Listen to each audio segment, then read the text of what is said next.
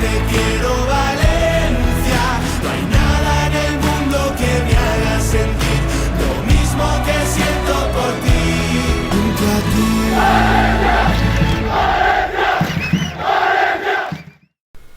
Et salut les gars, c'est Chris pour VCF France, on se retrouve ce soir pour une nouvelle vidéo sur la chaîne.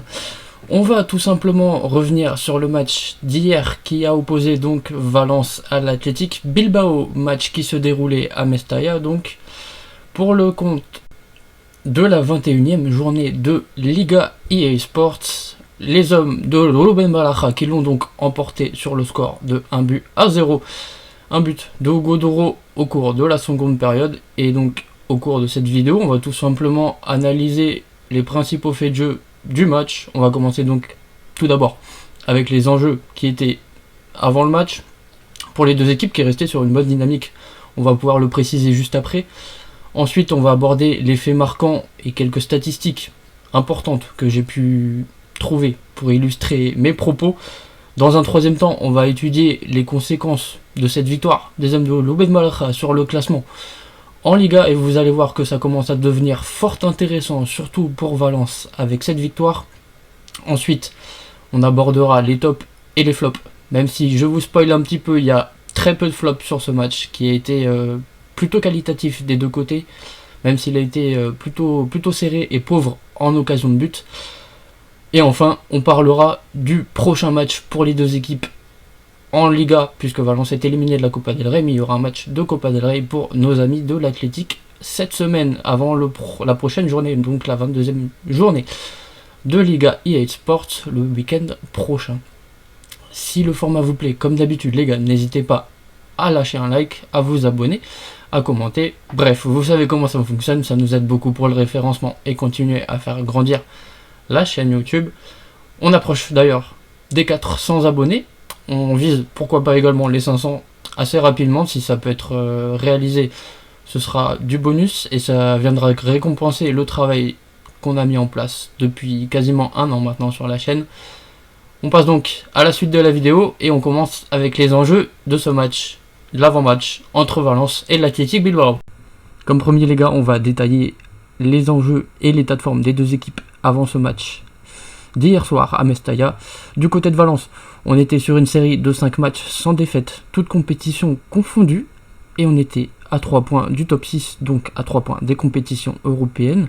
L'enjeu avec une victoire, c'était évidemment de se rapprocher de ces fameuses places européennes, de la possibilité de jouer donc un barrage de Conference League l'année prochaine. Du côté de l'Athletic Bilbao, on était sur 6 victoires, toutes compétitions confondues, donc un léger avantage pour les hommes d'Ernesto Valverde.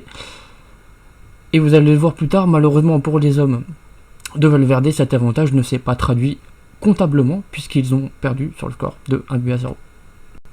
On passe donc maintenant à la deuxième partie, l'analyse des compositions des deux équipes, des faits marquants et des diverses stats qui peuvent venir égayer mes propos pour analyser ce Valence-Bilbao. Au niveau des compositions des deux équipes, on était sur des schémas classiques employés par les deux entraîneurs, à savoir Rubén Baraja et Ernesto Valverde.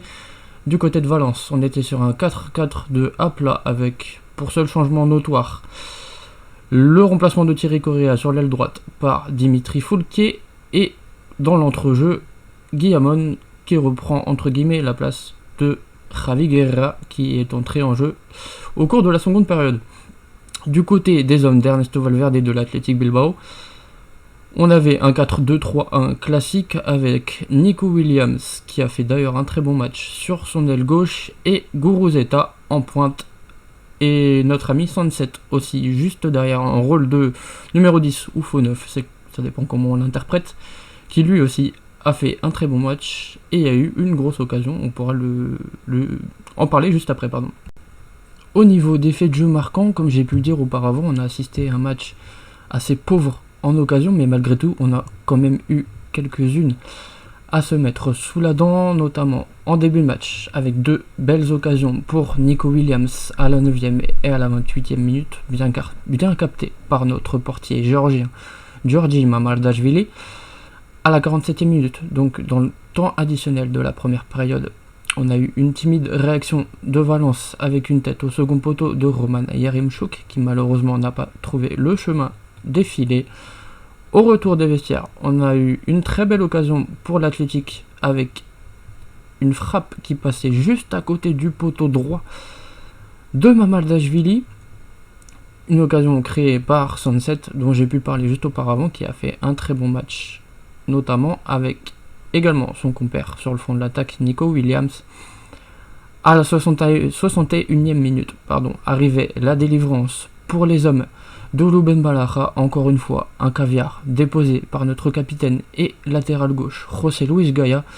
Un centre qui arrivait au deuxième poteau et Hugo Duro était là à la conclusion sur un beau duel aérien qu'il a remporté avec le défenseur de l'Athletic pour placer une tête imparable dans le petit filet d'Unai Simon.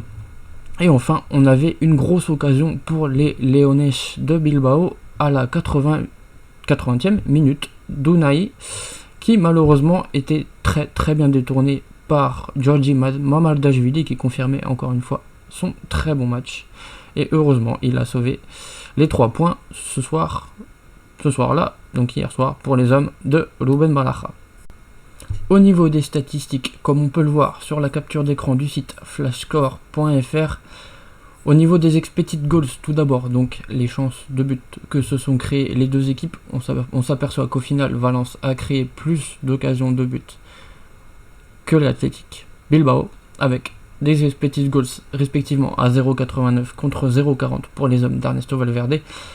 Certes, l'Athletic a eu plus de possession de balle, 61% contre 39%, mais comme on le dit souvent dans le foot, la possession ne se reflète pas toujours sur le score final du match, et c'en est encore une fois la preuve avec le score final d'un but à 0 pour Valence. Au niveau du nombre de tirs au but, on est sur une parfaite égalité avec 6 tirs au but pour les deux équipes, 3 tirs cadrés pour les hommes d'Ernesto Valverde contre un seul tir cadré pour Valence. Un seul tir cadré aura donc suffi aux hommes de Louben Balaja pour l'emporter. Et donc au niveau du nombre d'occasions franches en tout cas, on est sur une légère supériorité pour les hommes de Ernesto Valverde. Mais au final, Valence a fait preuve de plus d'efficacité avec le but d'Hugo Duro, et ça lui a permis d'empocher les 3 points sur ce choc. Au sommet, on peut dire ça comme ça, puisque l'Athletic est très bien placé en championnat. Ça permet donc aux hommes de Louben Balaja de continuer à bien se placer dans la course à l'Europe. Et malheureusement, du côté de l'Athletic, ça signifie la perte de la 3e place au classement. Au classement, justement, pour Valence, ça signifie une 4e victoire de rang en Liga, chose qui n'était plus arrivée depuis 2018 sous les ordres de Marcelino. La dernière défaite également pour Bilbao, c'est assez marquant, ça remontait à octobre dernier, si je ne dis pas de bêtises, face au Barça. Ça faisait donc 3 mois que Bilbao n'avait pas perdu, ce qui rend la victoire d'hier encore plus satisfaisante pour les hommes de Louben Balaja. Valence qui se replace donc dans la course à l'Europe, à la Conference League tout du moins, derrière une Real Sociedad qui est à 3 points devant après sa victoire d'hier soir face au Celta Vigo. Et du côté de l'Athletic Bilbao, comme j'ai pu le dire juste avant, ça signifie la perte de la 3e place, puisque le Barça l'a emporté finalement 4-2 face au Betis ce dimanche, et le Barça repasse donc devant l'Athletic Bilbao avec un match en moins en plus, dû à la Super Coupe d'Espagne qui s'est jouée récemment en Arabie Saoudite. Au niveau des tops et des flops sur ce match entre Valence et l'Athletic Bilbao, comme j'ai pu le dire au début de vidéo, il n'y a pas vraiment de flop sur ce match, qui était un match assez qualitatif et durant lequel les 22 acteurs ont montré, je trouve, de belles choses. Du côté des tops, donc forcément on va souligner la performance encore une fois convaincante du portier géorgien de Valence, Georgi Mamardashvili, qui a sauvé Valence notamment sur l'occasion d'Unai à la 80e minute. On notera également le très bon match de Foulquier sur son aile droite face à un sacré candidat comme Nico Williams. Justement, Nico Williams, qui a fait un très bon match et qui s'est créé de nombreuses occasions qui auraient pu découler sur des buts, malgré, comme je le disais juste avant, le très bon match de Dimitri Foulquier. Et enfin, Hugo Duro, qui a encore une fois été décisif et qui marque donc son 9e but de la saison. Au niveau des flops, je dirais, je suis peut-être un peu dur sur ce flop, mais Fran Pérez, parce que je ne l'ai pas trouvé transcendant et j'ai pas trouvé qu'il apportait énormément de choses au cours du match, et ça fait plusieurs matchs qu'il n'apporte pas grand chose et qu'il est sorti en cours de match, puisque justement il n'apporte pas grand chose. Je dirais également Roman Yaremchuk, qui sur le front de l'attaque n'a pas apporté non plus beaucoup de choses, et il a d'ailleurs été sorti en cours de jeu après être rentré, justement, donc ça témoigne que Louben Balaha s'était fait le même avis que moi et que une bonne majorité des supporters en tout cas. Et enfin, c'est pas vraiment un flop, mais un point noir, on va dire, au tableau de ce match, la blessure de Celric Canos. On n'a pas encore de détails sur cette blessure, ni sur la durée d'indisponibilité du joueur, mais on ne manquera pas de vous tenir informé, notamment sur Twitter, sur la durée effective d'indisponibilité pour Celric Canos, qui, on n'en doute pas, sera handicapante pour Louben Balaha. Enfin, dernière partie de cette vidéo, on va aborder le prochain match pour les deux équipes. Valence ira défier l'Atlético Madrid dimanche prochain à 21h au Civitas Metropolitano, un match qui s'annonce difficile au vu de l'état de forme de l'Atlético Madrid, qui reste sur une série de 20 victoires en 21 matchs à domicile.